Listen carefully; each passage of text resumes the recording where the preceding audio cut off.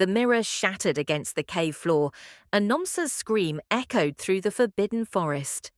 Blood dripped from her palm where a shard had cut deep, but she didn't care. She clutched the largest piece to her chest, whispering the words the oracle had taught her, words that would change everything. Tonight, under the full moon, she would take what should have been hers all along. But let's go back 3 months, to the day everything began to unravel. Thandiwe stood at the river's edge, washing clothes while humming the song her mother used to sing. The water was cool against her hands, and the morning sun painted everything golden. She was happy, truly happy, in a way that made her heart feel too big for her chest. In 2 days, she would marry Jabari, the man she had loved since they were children playing in the dust. "Sister!" Nomsa's voice cut through the peaceful morning. Thandiwe turned to see her younger sister running toward her, face flushed and beautiful in the morning light. "Sister, I need to talk to you." Thandiwe smiled and gestured to the flat rock beside her. "Sit with me, help me with these cloths, and we can talk about whatever troubles you." Nomsa sat, but her hands remained still in her lap. "It's about Jabari." Something in her sister's voice made Thandiwe's smile falter. "What about him?" Nomsa's eyes filled with tears. "I love him, Thandiwe. I've loved him for years, longer than you have. Why did he choose you?" The question hung in the air between them like smoke. Thandiwe felt her throat tighten. She had known, somewhere deep down, that her sister had feelings for Jabari. But hearing it spoken aloud, 2 days before her wedding, felt like a betrayal. "Nomsa," Thandiwe said gently, reaching for her sister's hand. "I'm sorry, I truly am. But Jabari made his choice. He loves me, and I love him. You're young. You'll find someone who—" "Someone who what?" Nomsa jerked her hand away. "Someone who looks at me the way Jabari looks at you? Someone who smiles when I enter a room? No, sister. Men don't see me when you're standing there. They never have." "That's not true." "It is true." Nomsa stood abruptly, her voice rising. "You're the kind one, the patient one, the one everyone loves. And what am I? The beautiful one, that's all.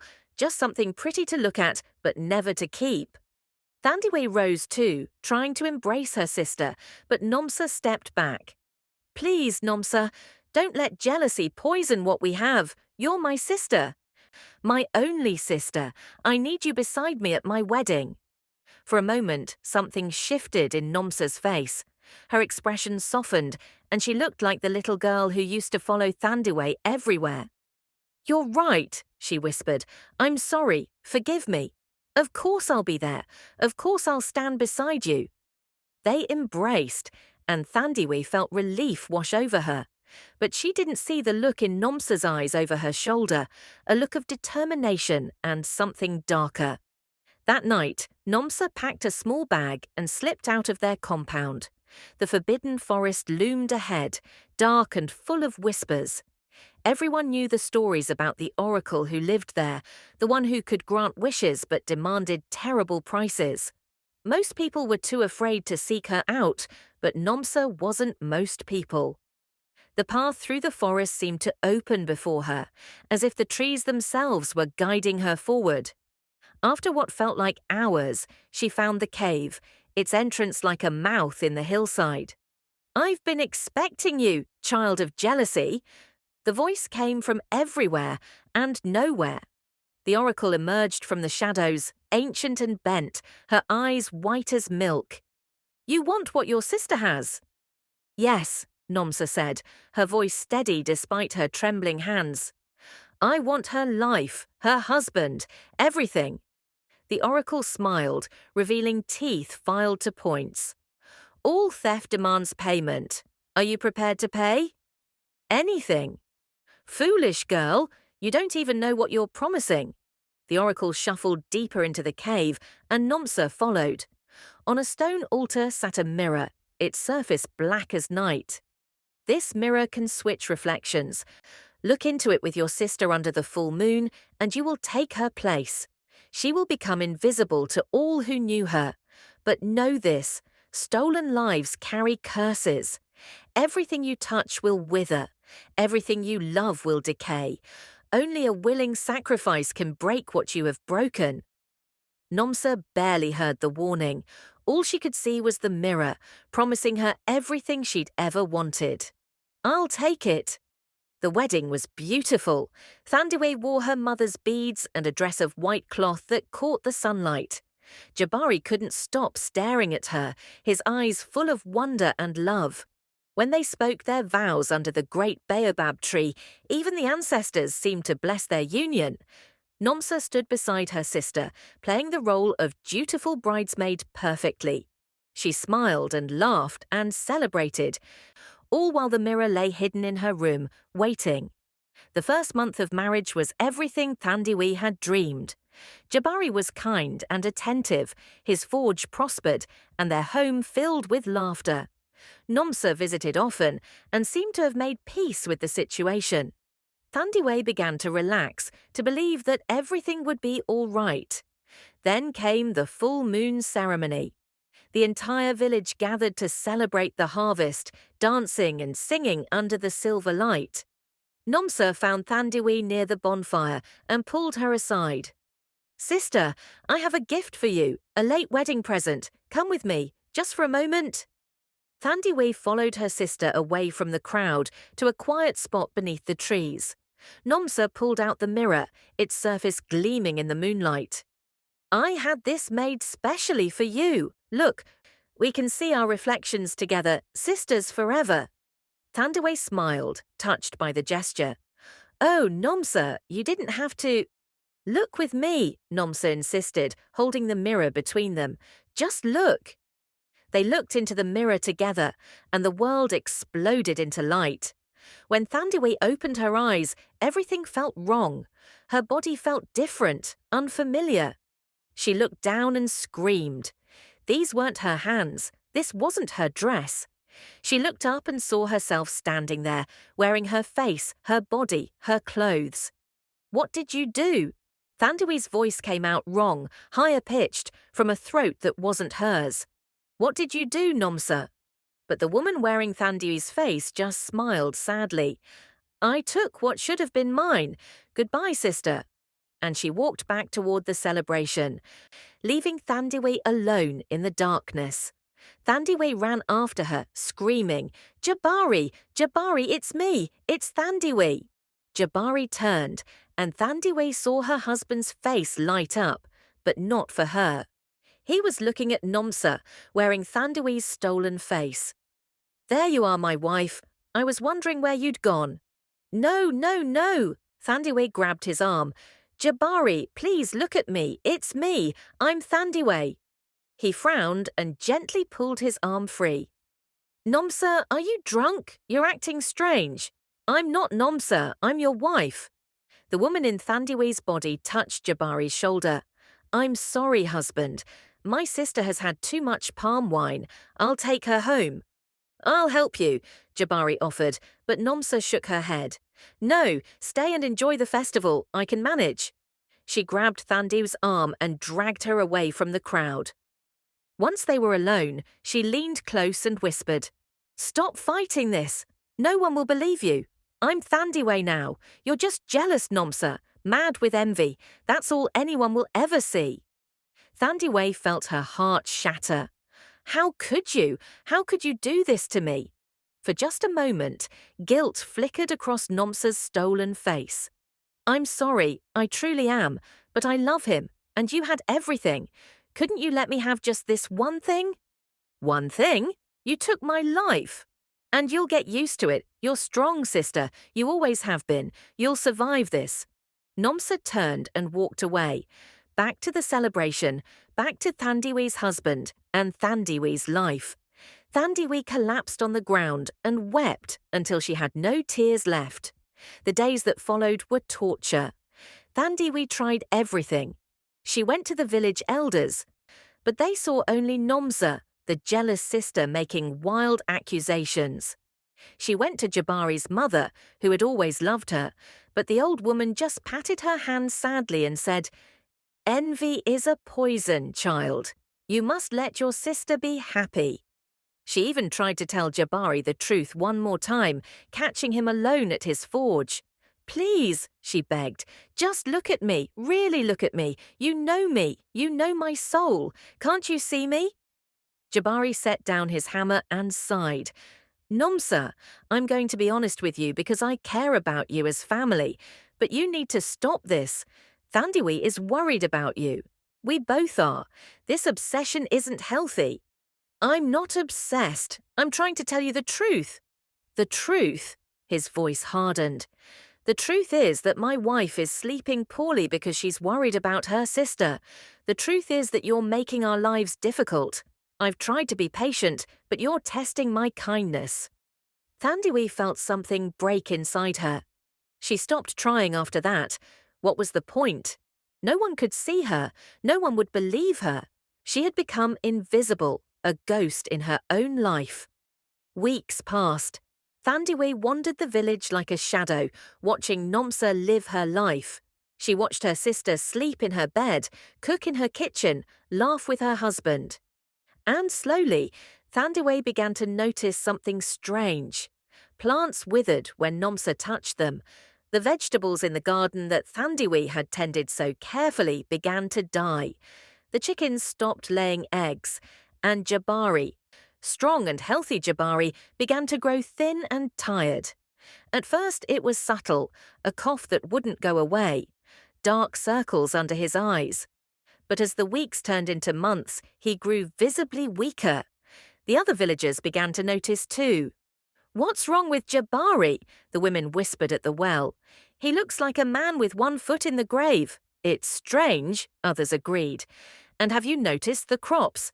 Everything in their compound is dying. Thandiwe watched Nomsa grow more desperate.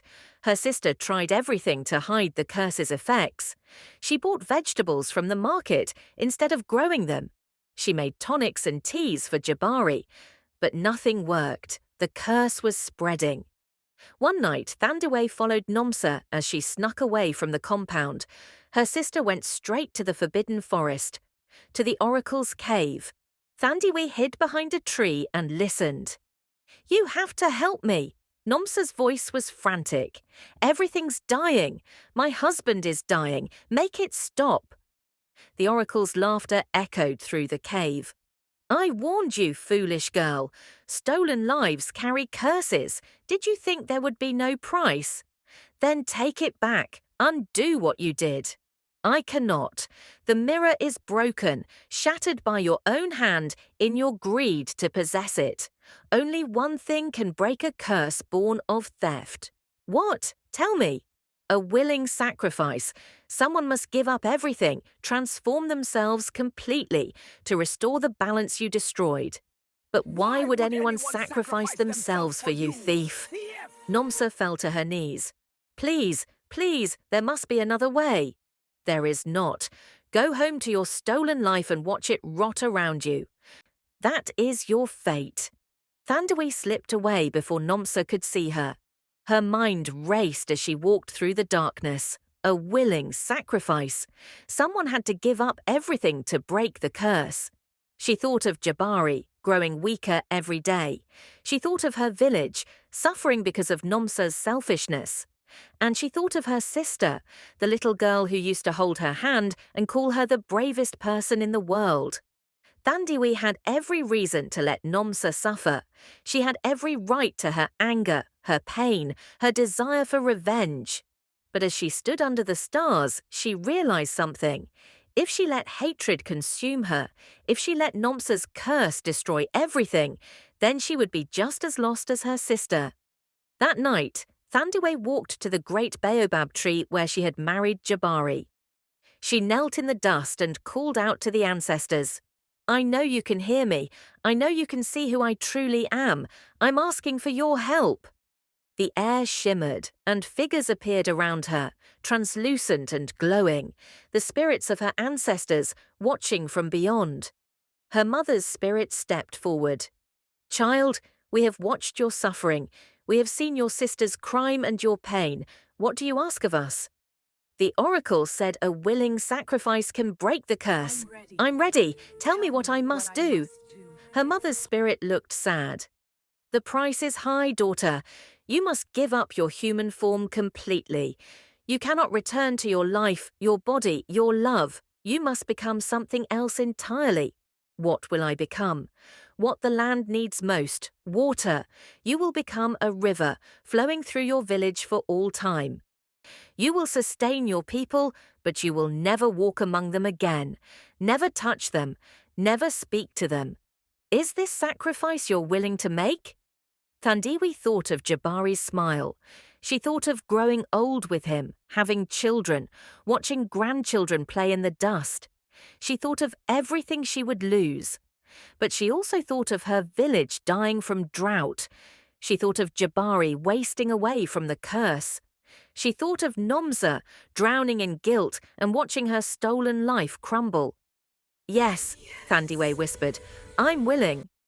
The spirits circled closer. Her mother touched her face one last time. "You were always the brave one, the kind one. Even now you choose love over revenge. We are proud of you, daughter. Will it hurt? No, child. You will simply change, and when you do, the curse will break. Your sister will see the truth, everyone will, but you won't be there to receive their apologies or their gratitude. Can you live with that?" Thandiwe smiled through her tears. "I can live with knowing they'll be safe. That's enough." As dawn broke over the village, Thandiwe stood beneath the baobab tree one last time. She looked at her hands, these borrowed hands that had never been hers. She looked at the sky, thinking of all the sunrises she would never see as a woman. "I'm ready," she said. Light surrounded her, warm and bright as the sun. Her body began to dissolve, not painfully but gently, like she was becoming air and water and light all at once. She felt herself spreading out, flowing, changing into something vast and ancient and necessary. The last thing Thandiwe thought before she stopped being Thandiwe entirely was, "I hope they remember I loved them." Nomsa woke that morning to screaming. She bolted upright in bed, Jabari stirring beside her. "What's happening?" They ran outside and found the entire village gathered at the edge of the compound, staring at something in wonder. Where there had been dry, cracked earth the night before, there was now a river. A beautiful, clear river that seemed to have appeared from nowhere, flowing right through the heart of the village. "Water!" someone shouted. "Fresh water!" People began running toward the river, crying with joy and relief. Nomsa felt drawn to it too. Her throat suddenly parched. She knelt at the river's edge and cupped her hands, bringing the water to her lips. The moment the water touched her tongue, everything changed. She saw herself as if from outside her body. She saw her own face, her true face, reflected in the water.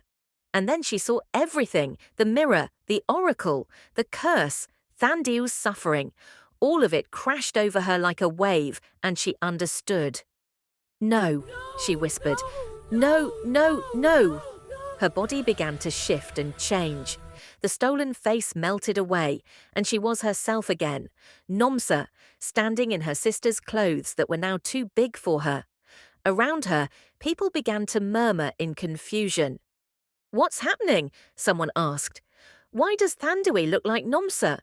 "That's because I am Nomsa," she said, her voice breaking. "I've always been Nomsa." Jabari stared at her, understanding dawning in his eyes. Where is my wife? Where is Thandiwe?" Nomsa looked at the river, tears streaming down her face. "She's here. She's the river. She sacrificed herself to break the curse I created. She gave up everything to save us all, to save me, even though I stole her life." The village fell silent. Jabari dropped to his knees beside the river, his hand touching the water. "Thandiwe, can you hear me?" The water flowed on, clear and constant and silent. "I don't understand," someone said. "What curse? What happened?" And Nomsa told them everything. Every terrible, selfish thing she had done. The oracle, the mirror, the theft. She confessed it all, her voice steady even as her heart broke. When she finished, the village elder spoke. You have committed a great wrong, Nomsa. Your sister has paid the price for your jealousy. What do you have to say for yourself? Nomsa looked at the river, at the water that had been her sister. I can never make this right. I can never bring her back. But I can spend every day of my life honoring her sacrifice. I can care for this river as she cared for everything. I can make sure her gift is never forgotten. Jabari stood, his face hard. You took my wife from me. You stole months of my life. How am I supposed to forgive that? You're not, Nomsa said simply. I don't expect forgiveness. I don't deserve it. But Jabari, she loved you. Even after everything I did, she loved you enough to give up her chance to be with you. Honor that. Live well. Be happy. That's what she would want. The days that followed were the hardest of Nomsa's life. Jabari couldn't look at her without pain in his eyes. The village treated her with cold courtesy at best. But true to her word, Nomsa devoted herself to the river. Every morning, she cleared debris from its banks. She planted trees along its course. She made sure no one polluted its waters. When children played in the shallows, she watched over them. When farmers needed to irrigate their crops, she helped them build channels. Slowly, almost imperceptibly, Jabari's health returned. The curse was broken, and with it, the decay that had been eating at him. He grew strong again, his forge prospered, and life returned to normal. But he never remarried. Sometimes, in the evening, Nomsa would see him sitting by the river, talking quietly to the water as if Thandiwe could hear him. Maybe she could. Nomsa liked to think so. Years passed. The river never ran dry, even during the worst droughts. It became known as Thandiwe's Grace, and people came from distant villages to drink from its waters. They said it had healing properties. They said it brought good fortune. They said that sometimes, on quiet nights, you could hear a woman humming an old lullaby that mothers used to sing. Nomsa grew old beside the river, her black hair turning grey, her smooth skin weathering with time. She never married. She never had children. She spent her life in service to the sister she had wronged, trying in some small way to repay an unpayable debt. On her last day, when she was very old and very tired, Nomsa crawled to the river's edge one final time. "Sister," she whispered to the water, "I'm sorry. I've said it 1,000 times, but I'll say it once more. I'm so sorry. Thank you for saving us. Thank you for being stronger than I ever was. I hope wherever you are now, you've found peace." The water flowed on, eternal and forgiving. Nomsa closed her eyes for the last time, her hand trailing in the river. And maybe it was her imagination, maybe it was the wind, but she could have sworn she felt the water wrap around her fingers like a gentle squeeze, like forgiveness, like love. The village buried Nomsa beside the river as she had requested, and the river flowed on, generation after generation, a testament to the sister who loved so deeply that she became something greater than herself. So if you ever visit that village, if you ever drink from that clear, sweet river, remember Thandiwe. Remember that sometimes the greatest power isn't in taking what you want, but in giving up what you love for something larger than yourself. And maybe, just maybe, think about what you would sacrifice for the people you love. If this story moved you, if it made you think about sacrifice and forgiveness and the price of jealousy, take a moment to like this video. Share it with someone who needs to hear it.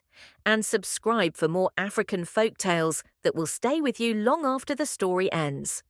Drop a comment below telling me what you would have done in Thandiwe's place. Would you have sacrificed yourself, or would you have let your sister face the consequences of her actions? I want to hear your thoughts. Because these stories, these ancient tales passed down through generations, they're not just entertainment. They're lessons about who we are and who we choose to become. They remind us that our choices have consequences, that jealousy destroys, and that true love, the kind that lasts forever, is willing to give everything and expect nothing in return. Thank you for listening. May you have the courage of Thandiwe and learn from the mistakes of Nomsa. And may you always choose love over envy, sacrifice over selfishness, and grace over revenge. Until next time, may your rivers run clear and your heart stay pure.